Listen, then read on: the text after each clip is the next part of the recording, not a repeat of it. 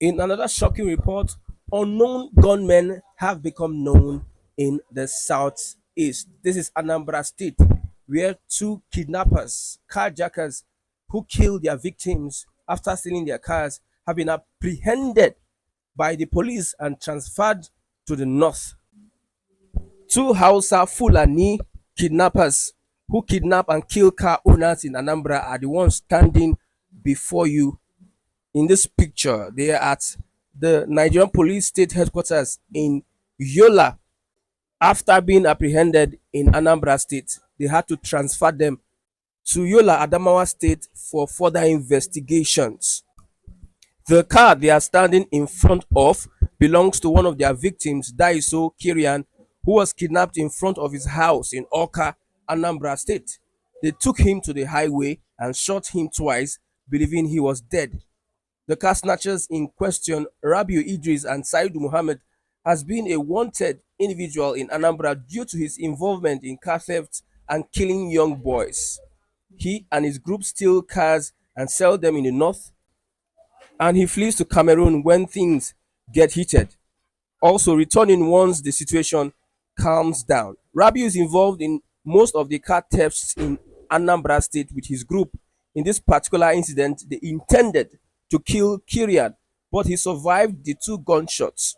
They shot him once in the head, thinking he was dead, then returned and shot him again. Despite this, Kirian survived by the grace of God. The killer car snatching kidnappers are now in the police net and will hopefully face justice if an influential Alaji does not bail them. Remember, they transfer them from Anambra to Adamawa State. This is one clear example of the nature of the insecurity in igboland, and that is why people are angry at the false statement by Cubana chief priest in his interview, where he stated that Igbos were the one killing their own brothers because of the Biafra agitation. The federal government, the police authorities, the DSS, EFCC, they should be notified of this trend in the southeast. Fulani are kidnapping young men and killing them, taking their cars, and also selling them to their brothers up north. These Fulani criminals are part of the terrorist Fulani network ravaging countries across West Africa, and they have come to settle in Igboland. I hope Cubana chief priest is seeing this report and how these guys cause insecurity in the southeast. If they were not caught, now they will say it is IPOB that is carrying out this criminal act. It is also surprising that with the kind of checkpoints in the southeast, these guys will pass through these checkpoints and commit their criminal acts if they are not being aided by some criminal elements in the military, the police, or the DSS. These and many more that are unreported is still going on in the southeast. An example of what happened in Abia State, where five soldiers were killed. Those guys passed through checkpoints.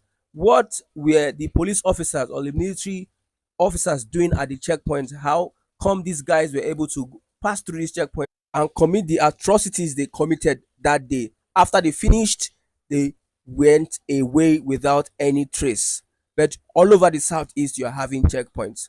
This brings us to the insinuation or the perception that the government has a hand in the insecurity in the southeast. In another shocking revelation, a military officer with Niger Republic has called out Bello Tuji, who is a bandit, a terrorist kingpin in Nigeria.